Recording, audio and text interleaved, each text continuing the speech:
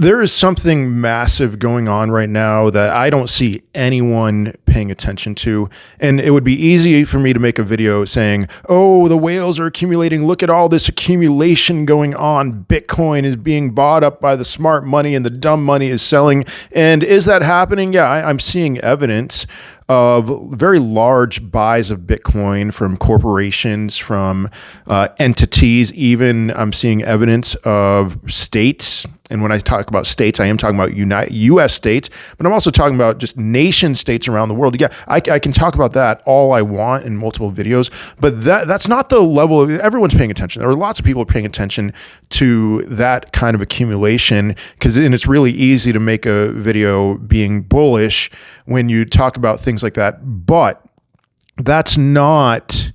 I care about that, but there's an accumulation of a different asset going on right now that I just happen to care a lot more about, because when this happens, and I'm not necessarily saying that this is a good thing, it's a good thing for our pockets at some point. I'll say that, but it's a sign. It's a sign of things that are worth looking for in determining whether you should be bullish or bearish. And I am talking about the purchasing of T-bills, of treasuries.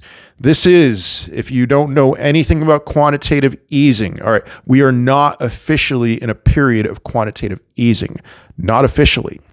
But during quantitative easing, what they do is they purchase a lot of treasuries, and it's a way of propping things up and pushing rates down, trying to keep rates pushed down and creating an environment where you can go hopefully risk on and see lots of success doing that.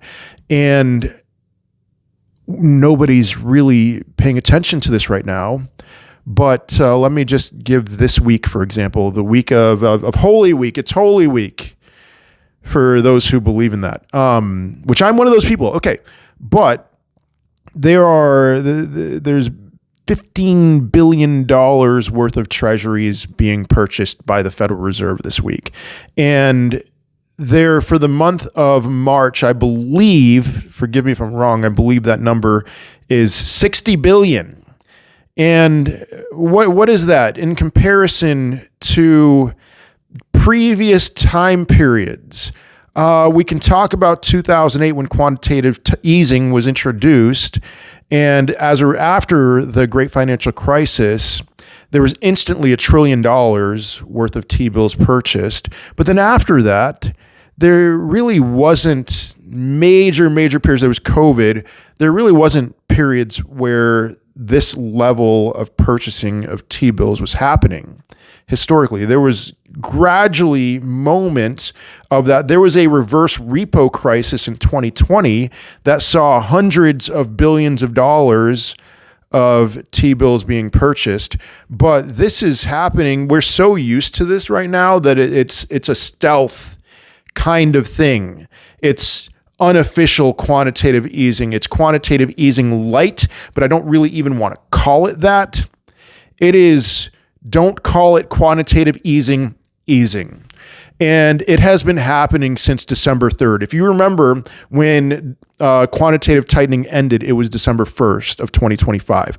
December 3rd, they started purchasing T-bills again. Why am I saying this?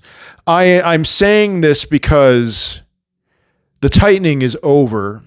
I mean, it was officially over on December 1st, but we have moved in to a new territory. We are officially in this neutral period of, okay, we're not officially in quantitative easing. We're definitely not in quantitative tightening, but really, if you look at historically, we have started unofficial quantitative easing.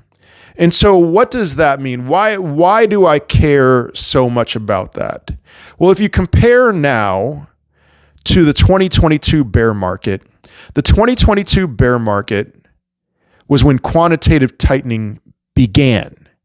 I believe it began in May of 2022. So we were up against the forces moving from easing to tightening, of liquidity exiting the market. We were in a reverse environment from where we are now. We were unwinding in a major way the excesses of the response to the COVID crash. And here we are right now. Don't call it quantitative easing. Call it whatever the hell you want to call it.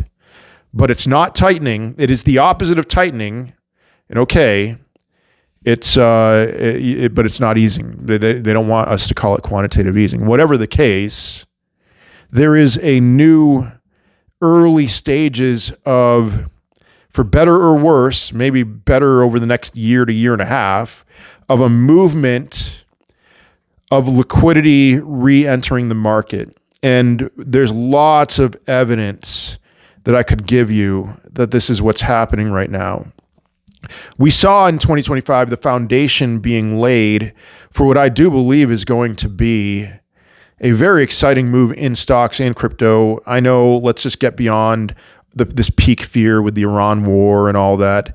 But once we bottom out in the stock market, and if we haven't bottomed out in crypto, and in crypto as well, once we bottom out, it should be a very aggressive move higher, because 2025, I've talked about this a ton of times. Let me just lay it out again. 2025, we saw a 60% increase in Taiwan exports. When you think Taiwan exports, think semiconductors, think AI infrastructure, think tech. Okay, that's what you should think when you think Taiwan exports. And then what happens is, what lags behind that is ISM, the manufacturing report. Now, I'm very curious to see what the March report that's coming out on April 1st gives us. But the first 2 months of 2026 have been very positive reports at levels that we haven't seen in manufacturing since 2022. So that entire time, 2022 to 2025, was, in terms of production, a bear market. And wouldn't you know it, crypto didn't do so well during that period of time. And now we are swinging up. I wouldn't be surprised at all if the March report was another move in the right direction. And I haven't even talked about what we're seeing with trucking right now. I'll talk about that another time. But the amount of just trucking that's going, flatbed trucking that's going on right now, it is skyrocketing. And so I know that you're looking at the stuff that's slapping you in the face right now and you're terrified. A lot of you are, but I am telling you, there is going to be a reversal. And that reversal is going to be intense. Now, it's not going to be intense tomorrow. It may not be intense a week from now. But what's aligning right now is something that we're going to remember. We're going to remember as a positive for our pockets. We're going to look back on, maybe to the extent of 2021, and I'm not necessarily talking about just crypto.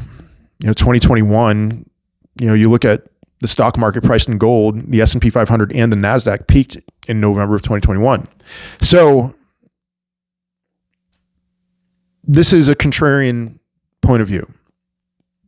What's in fashion right now is to be bearish. But I'm so thoroughly convinced that on the other side of whatever terror and fear we have right now is going to be an incredible amount of bullishness. And who knows when it's going to play itself out. I know most people want it to happen today or tomorrow. No, but soon. Soon by my definitions, at least, not by yours, especially if you're in your 20s or something. So patience, you will be rewarded. I don't know what that is. Peace.